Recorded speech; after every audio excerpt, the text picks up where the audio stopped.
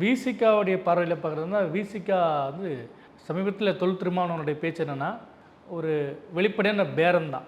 வெளிப்படையான பேரம் என்னென்னா, எனக்கு தாவேக்கால மிகப்பெரிய வாய்ப்பு இருந்தது.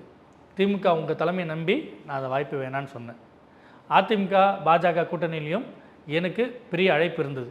திமுக தலைமையை நம்பி நான் அதை வேணான்னு சொன்னேன். அப்படின்ற தகவலை பொது வெளி மூலியமாக நேரடியாக முதலமைச்சருக்கும் திமுக தலைமைக்கும் கொண்டு போய் சேர்க்குறார்.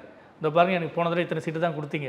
ஸோ போன முறை கொடுத்த எண்ணிக்கையில் எனக்கு சீட்டு தராதிங்க, கூடுதலாக 5 இடங்கள் எனக்கு வேணும் அப்படின்றதுக்கான ஒரு மறைமுகமான கோரிக்கை தான் அவர் பேசினதே தவிர, இதுவும் அரசியல் ஒரு பாணி தான்.